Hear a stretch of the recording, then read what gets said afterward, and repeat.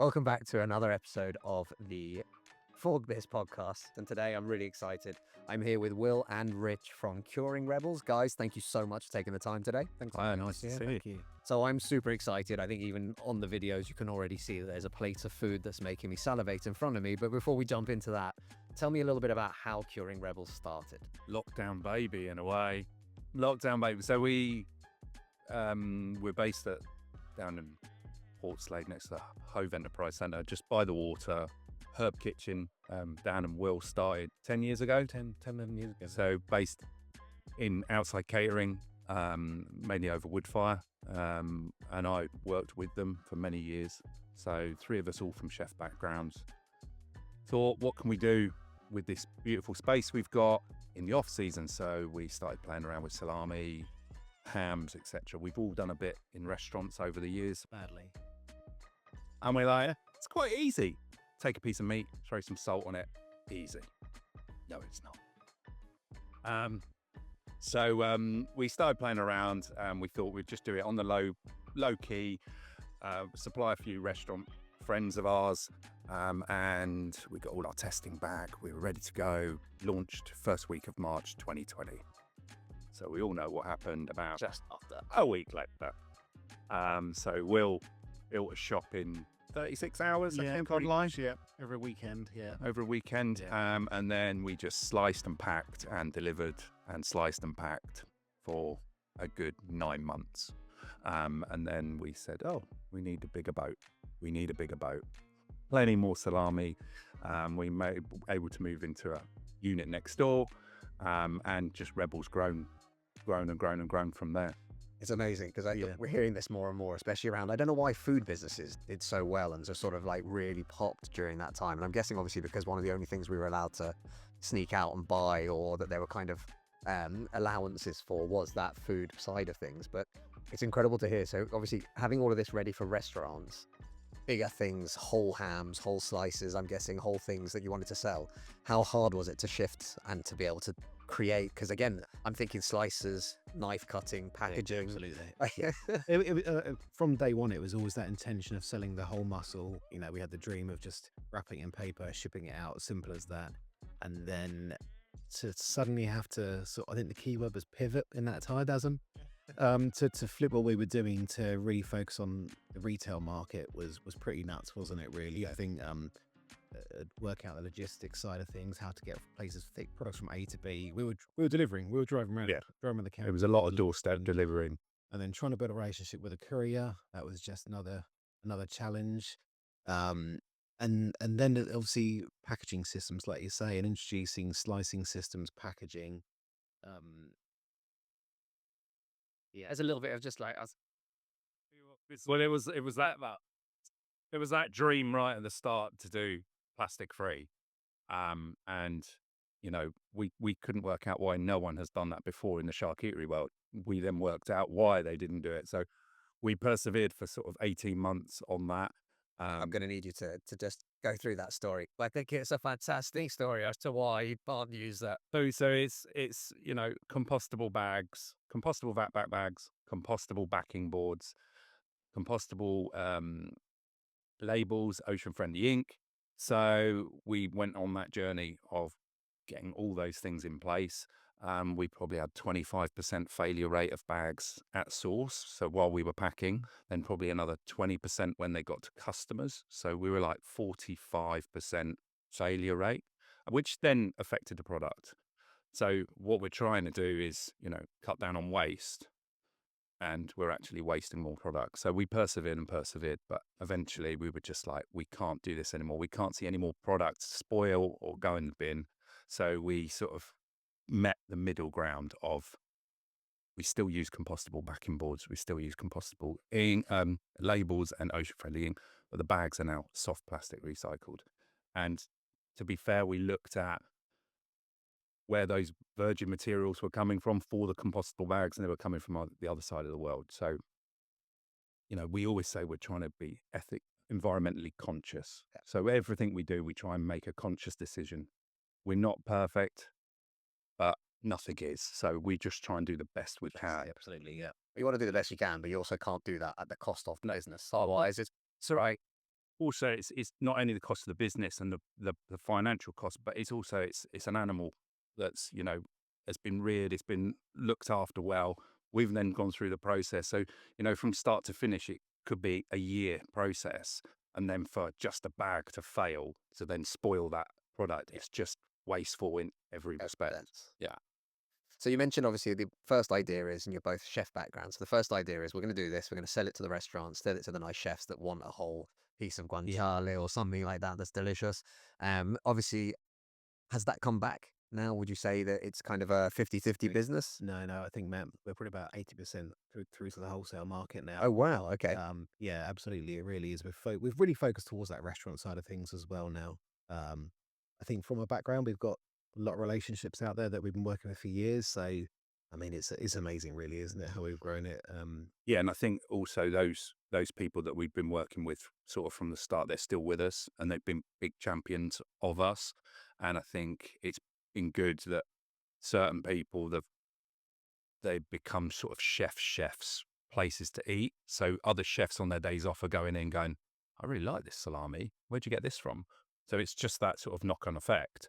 So we're not having to, we've not really actively marketed to people, have we? Ever. No, we haven't. Which is so easy. Yeah, which is great. Which is a little bit worrying. Imagine what you could do. Yeah, exactly. I mean, that's the beauty of it, is that we build the relationships up with so many people. Like I think a great example is Flawed in Manchester, a really wonderful wine bar, really championing sort of the natural wine scene, but very sort of non-pretentious. It's just a really amazing setup. And the reason why it's so good is because there's a great collective of people behind it.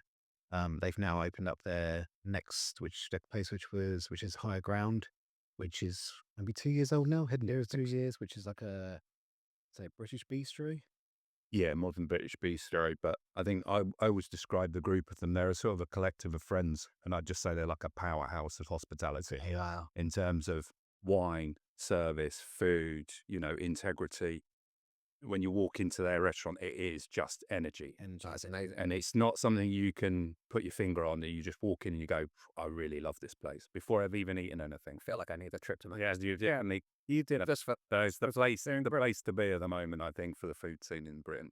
we'll make sure you guys give me an intro. I'll take podcast up there. It's a good excuse to get up there. So, so when you talk about it starting, like obviously, what's the first product you made when you guys were really back in? Because I know that there's a lot of products now, and we'll get onto that in a minute.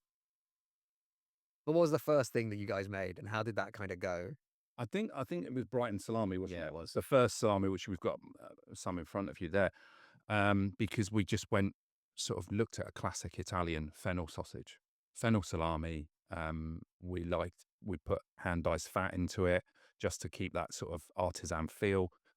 You know, even now we still hand mix everything, so we've got no mechanical mixing, and to my detriment, probably we want to keep that because it is, and it sounds, I don't want to sound cliched but it does put you in connection with the meat. Yeah.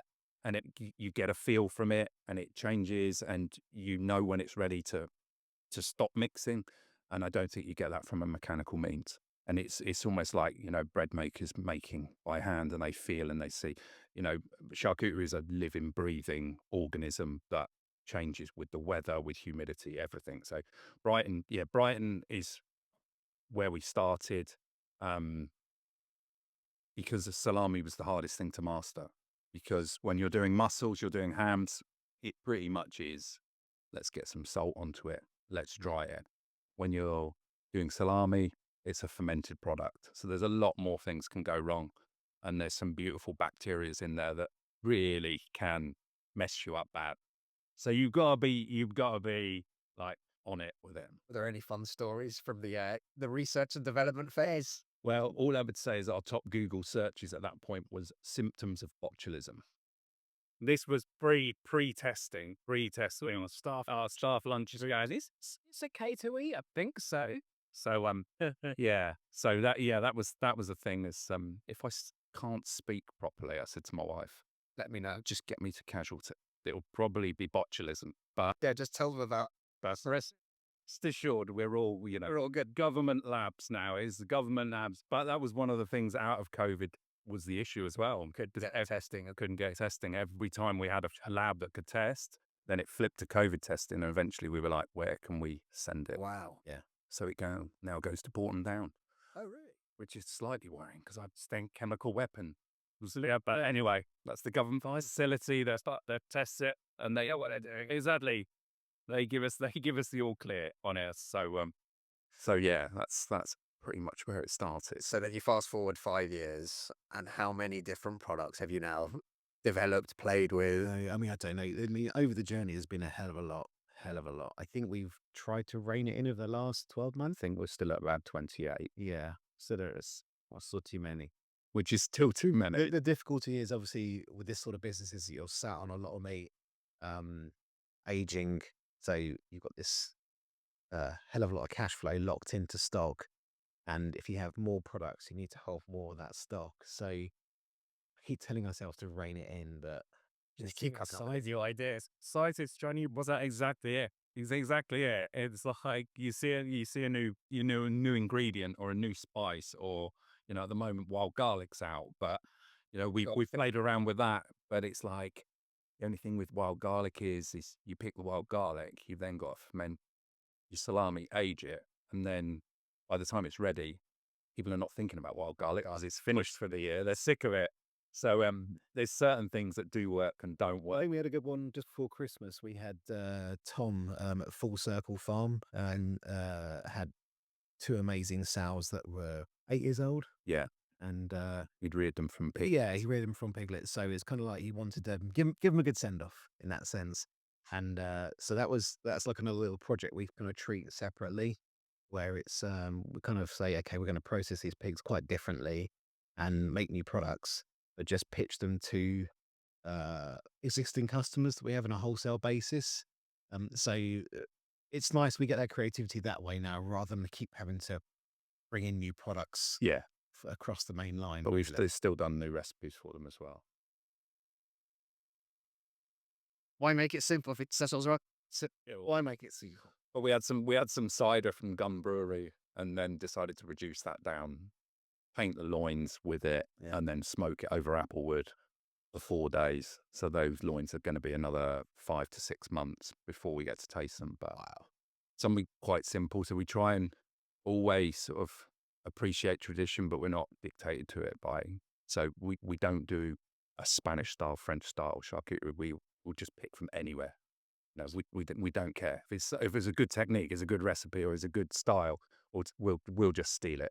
Yeah. To be honest, there's a very famous thing for creativity, and it's like steal like an artist. Like that's the way to give it. They all do it. Everyone will you. When you see something good, steal it, do it differently. Right? It's fine. I was going to ask you about that actually, because for me, charcuterie, and my dad imported products 40 years ago.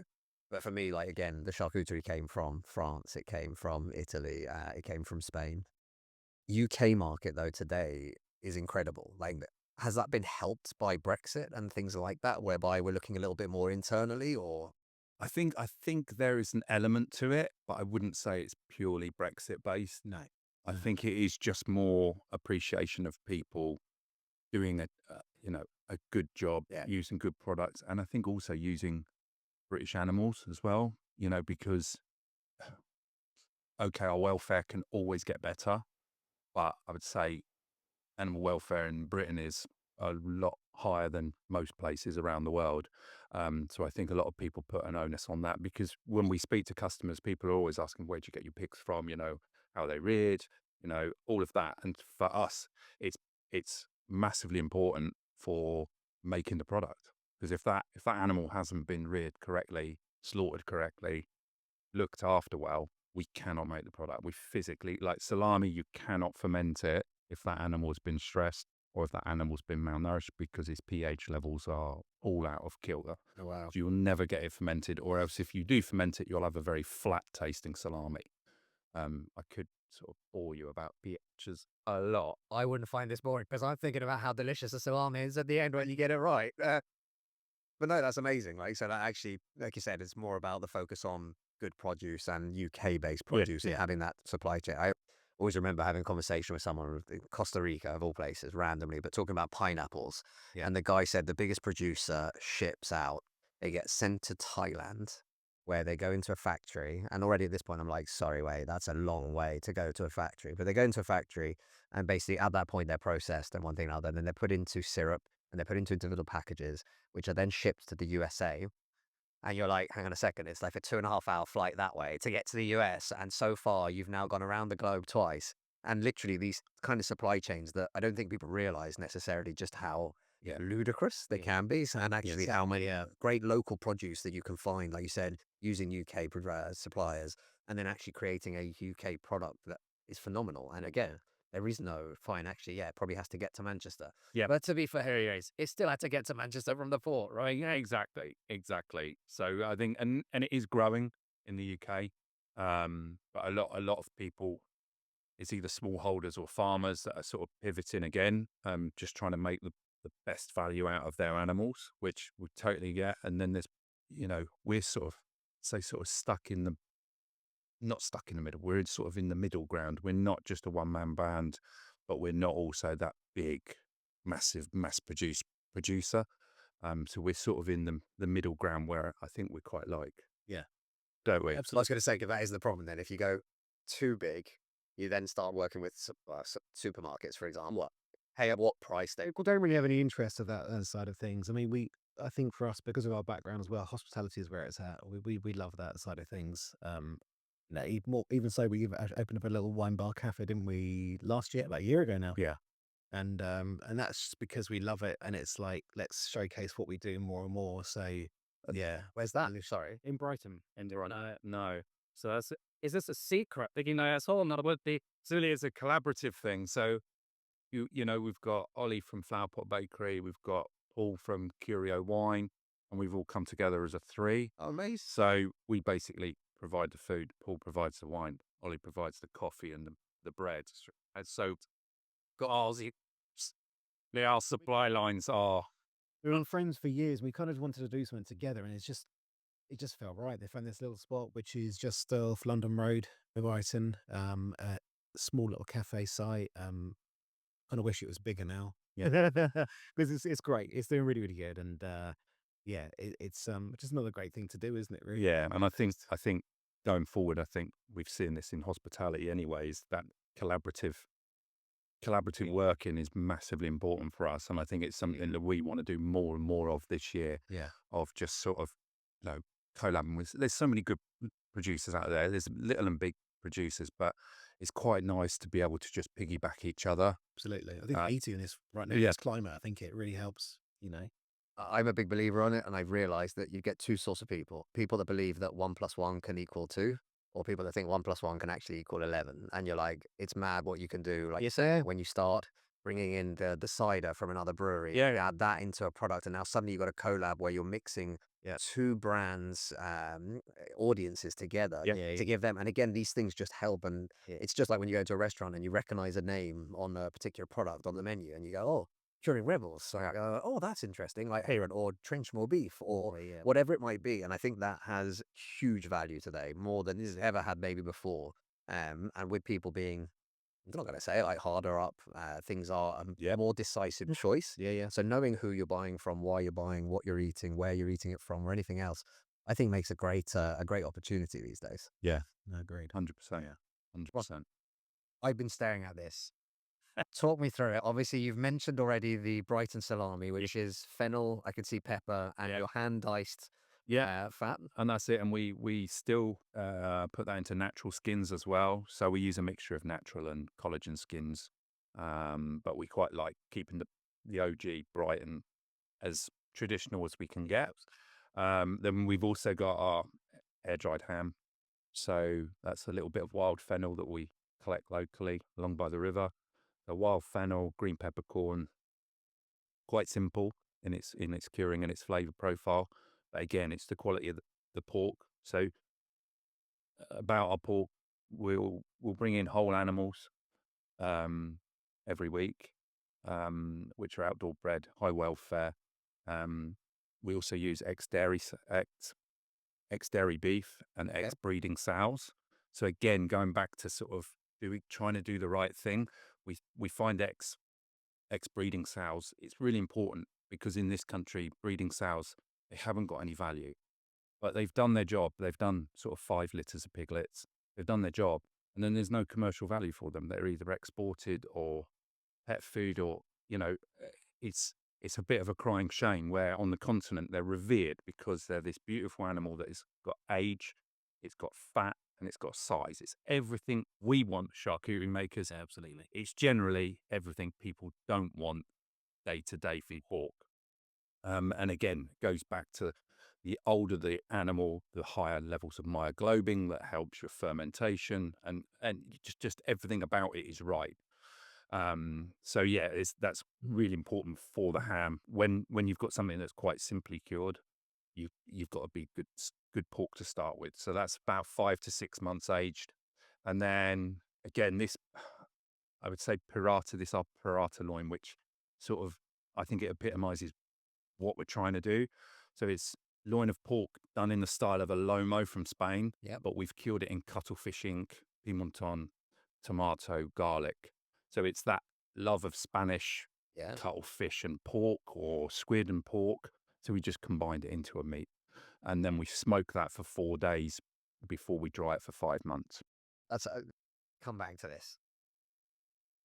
I haven't tasted anything yet either, by the way. And trying to actually not salivate all over the show. Cuttlefish ink, Yeah. pimenton from Spain. How do you sit there and go, do you know what, guys? I got an idea. Someone go get me some cuttlefish ink. We're going to put it on top of a nice pork loin and see what we can create. I think it's twofold. Again, it's us coming from a chef background, Yeah. because loving that sort of all cuisines, European. I'm quite a Francophile in my cuisine, but Spanish, Italian is, Italian's probably now my favorite cuisine, but Spanish as well. That beautiful thing of cuttlefish, squid. Yeah. And again, cuttlefish, I've always used it in kitchens, mainly because it was cheap. Yeah. And it was really plentiful on these shores. Absolutely. But it's only cheap here. Everything gets exported because everyone realizes how good cuttlefish is. It's only us in this country that go, cuttlefish that goes in a budgie's cage. That's all it is. So yeah, we just played around with it, and I did one test one, and I was like, I've got cuttlefish ink, let's do it. And I think I sent Will a picture of just this black piece of meat, and I went, what do you reckon? And he was like, well, we'll see in 5 months' time. Yeah, see what everyone thinks. So but yeah, and that is, again, it's that coming from a chef background, but also we're not dictated to by, you can't rest that, or you can't do that. You can't do that because you've got to make lomo. Because if we were in Spain, people would go, what are you doing? What are you doing? So I think that is the beauty of being in Britain, being able to do that. So we are not, someone's going, you cannot do that. You've got to do it that way, and you've got to age it like that, and you've got to do that, and then we'll give you a certificate.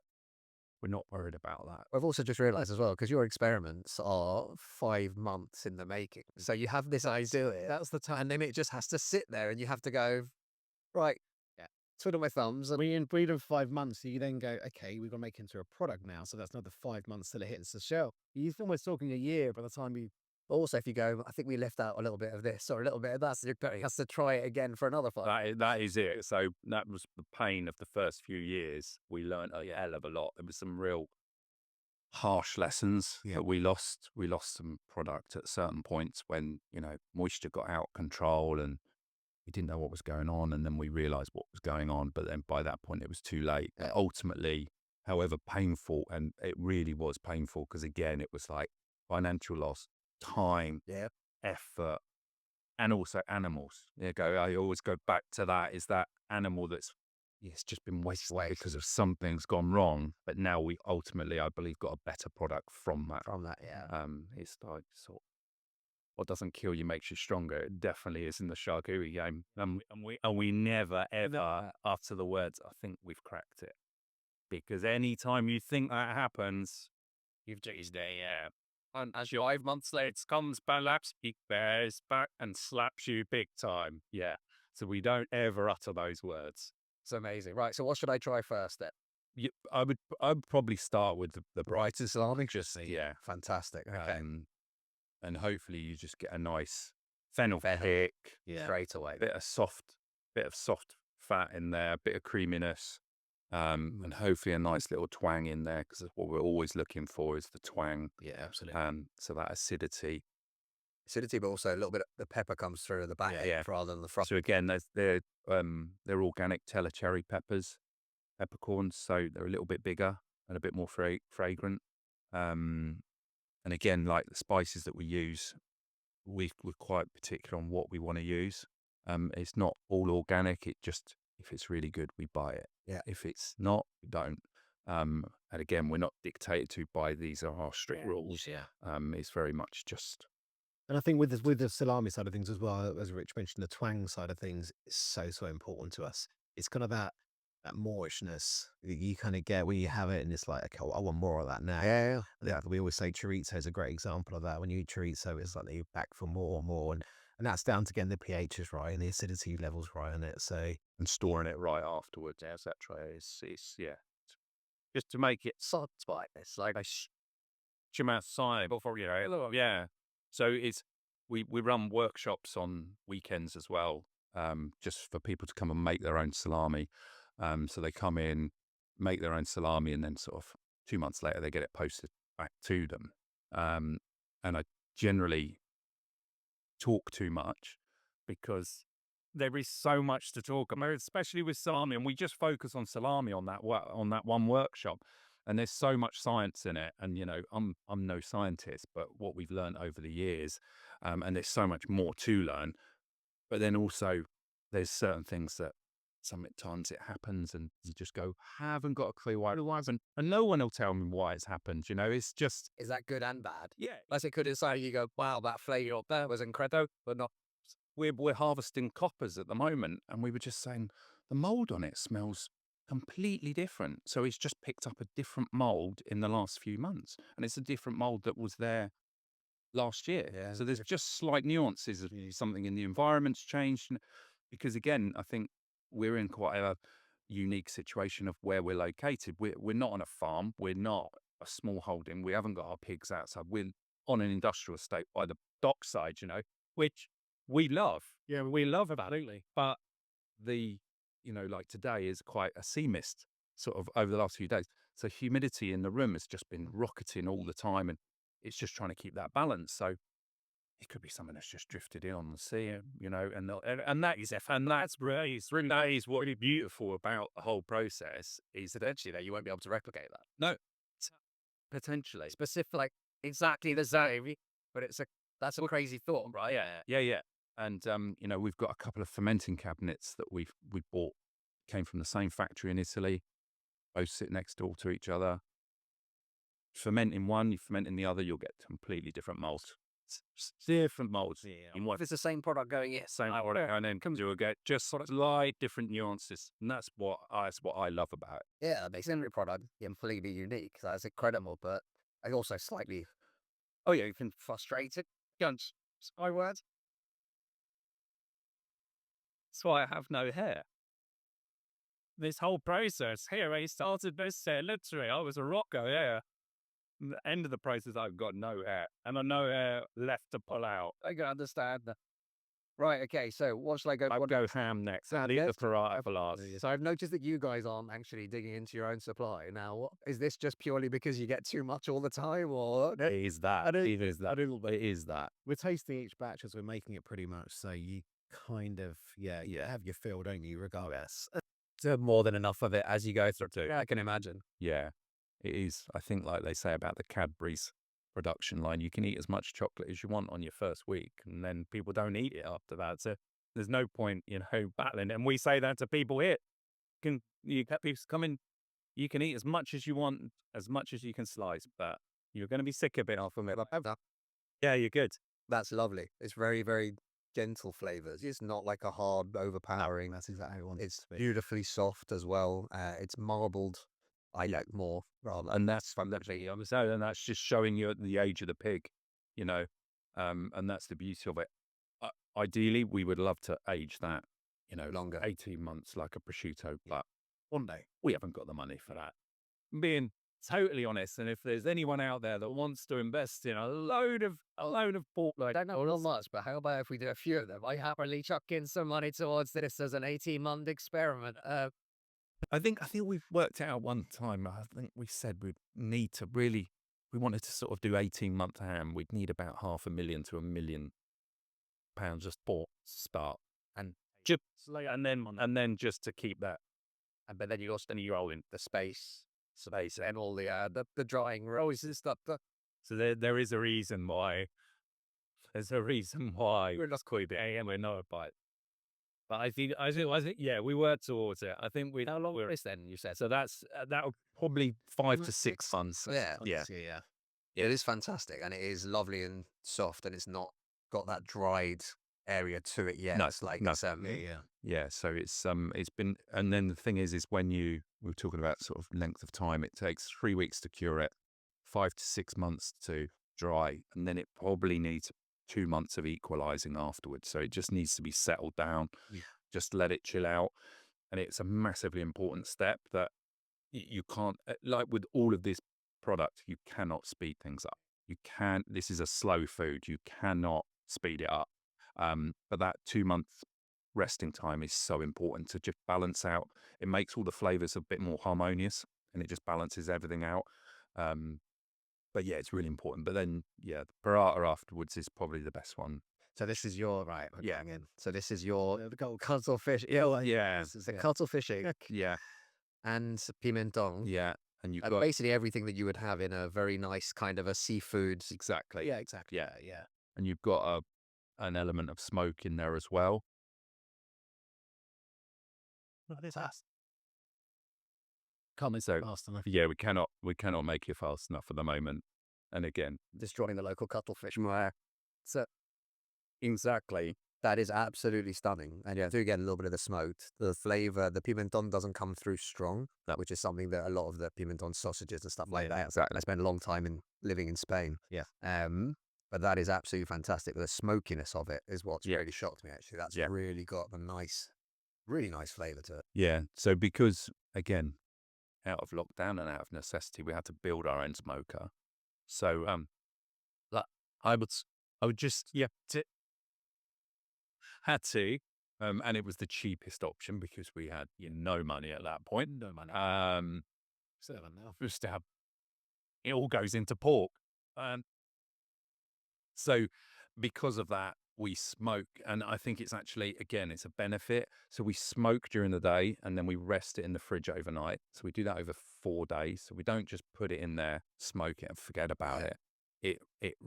And I think that smoking and resting really helps it, and it gives it a nice drying effect. So the smoke really adheres to it, but it shouldn't be an overpowering smoke. You should still be able to taste everything. So, I'd say we're never totally happy with anything, but that's getting as close as we've been in here. So I think that's because that isn't the problem with the whole thing. It's like, it's most things in food. You're always going, where can we make it better? Where can we make it better? We're always in search of that.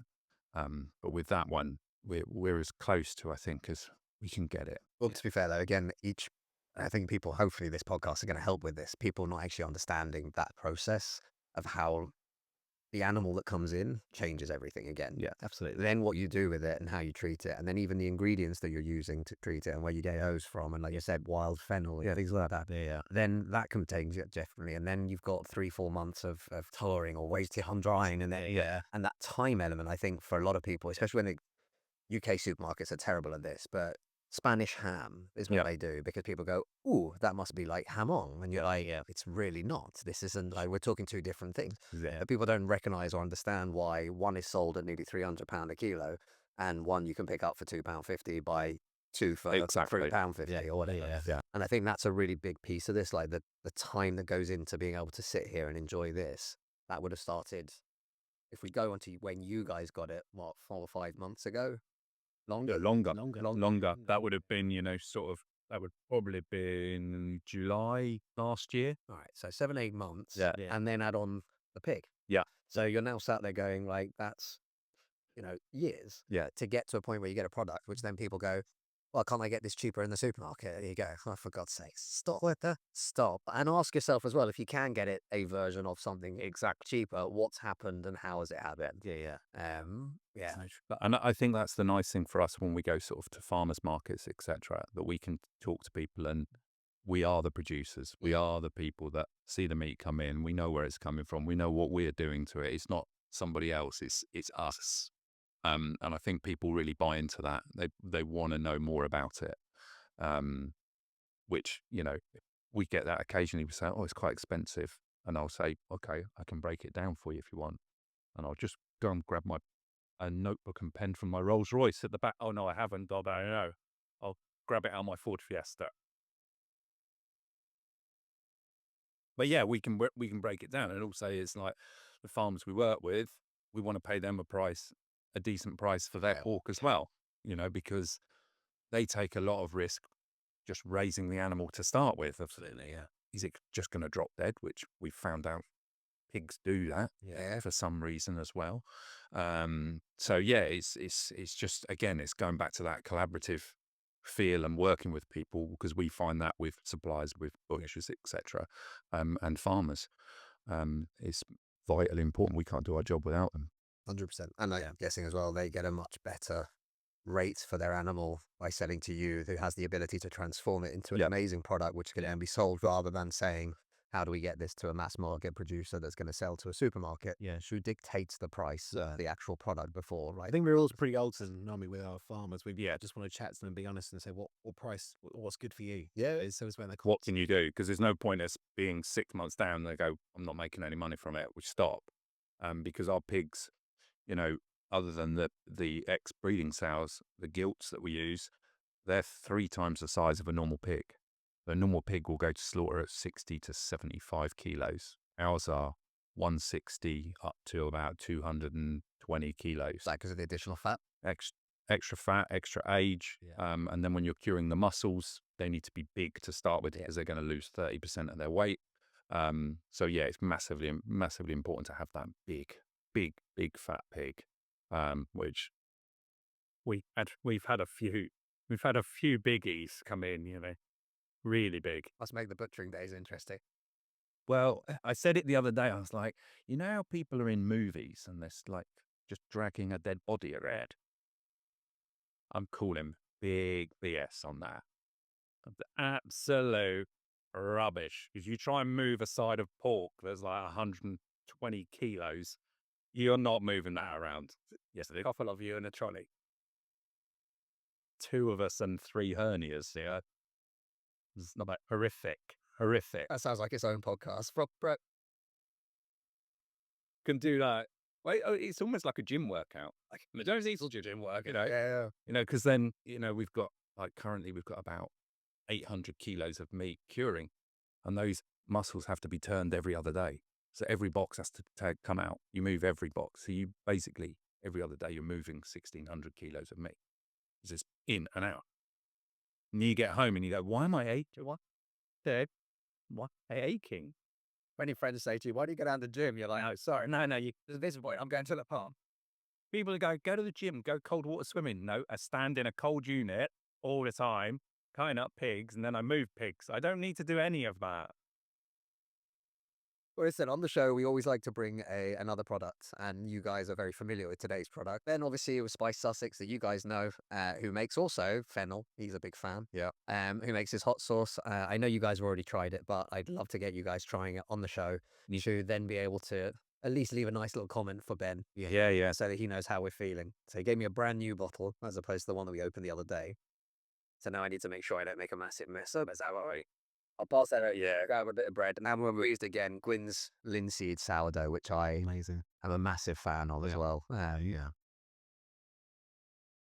Let's go for it.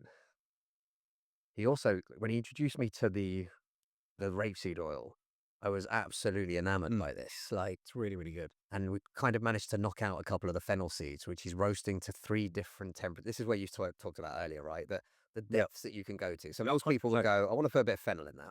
So they throw some fennel in. Maybe the next stage is you go, toast the fennel seeds a little bit in a pan and throw those in. He's roasting them to 3 different levels to get 3 different flavor profiles. And I think this is when people don't realize how much effort goes into creating a product like this or like that. Yeah. It's huge, right? So what do you guys think?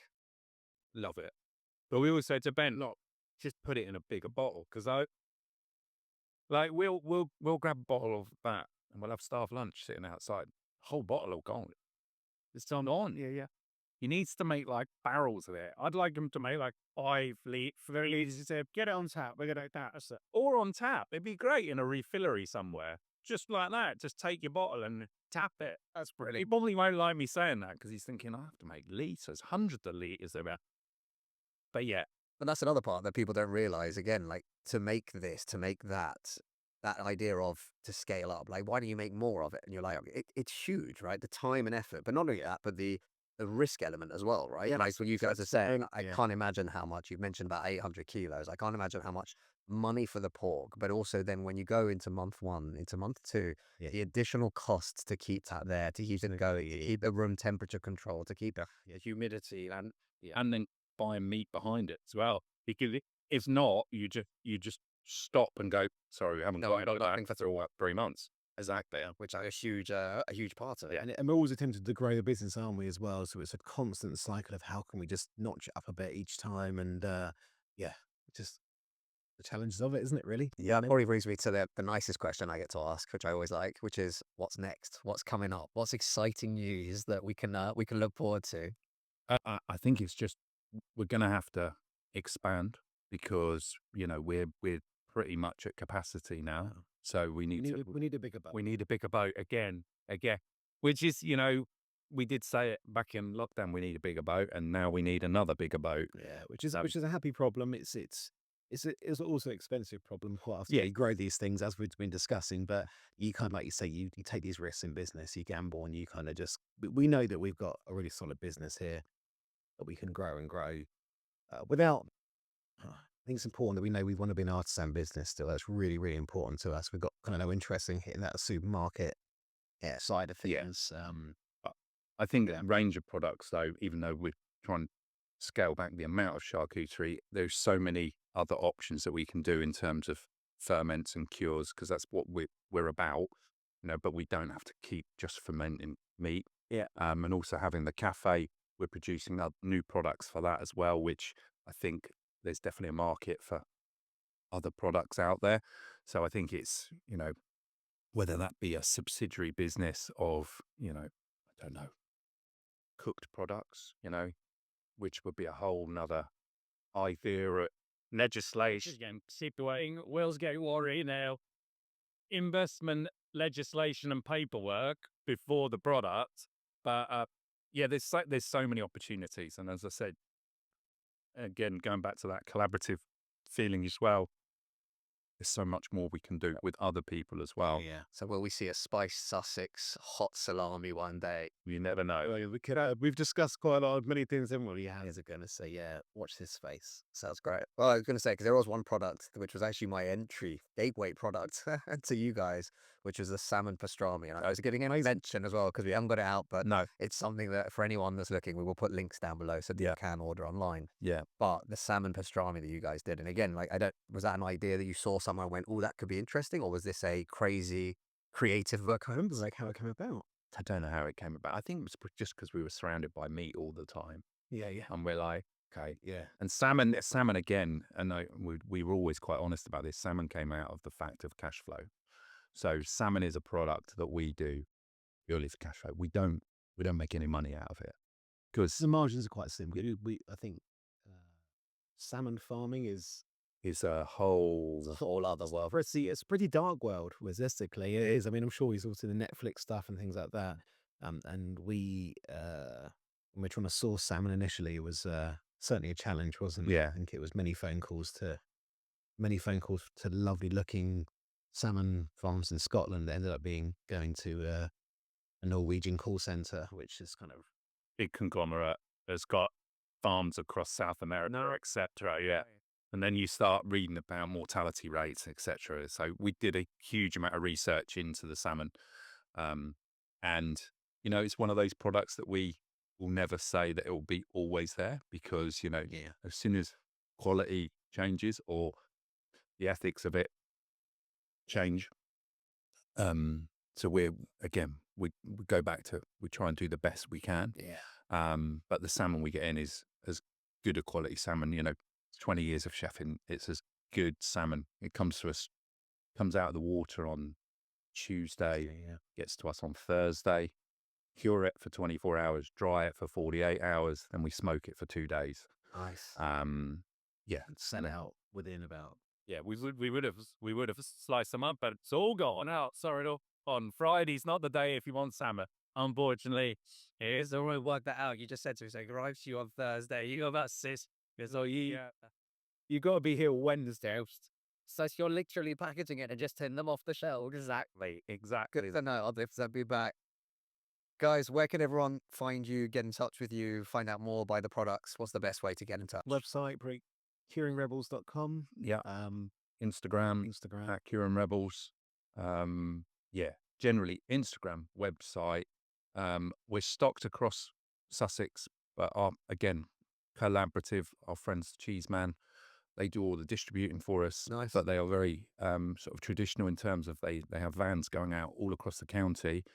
And we generally don't know where we are in the county because people will go, "Oh, I saw you so-and-so in terms of," "Oh, really?" Because they go out, they get a certain amount and then they go out and sell it, you know.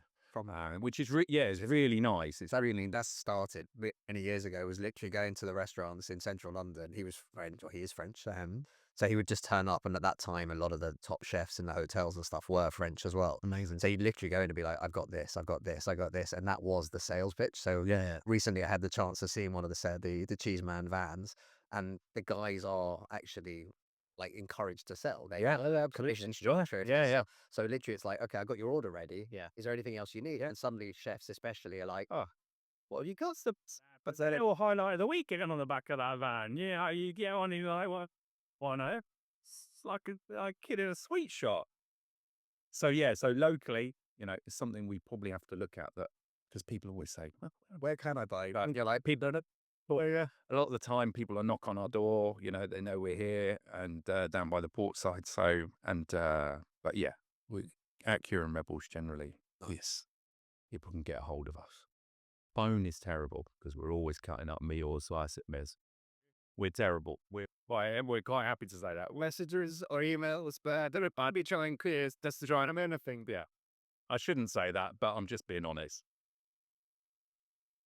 guys, thank you so much for your time today. Thank you so much for these amazing products as well. And what we're going to do is we're hopefully going to organise so that these go on to the next one as well.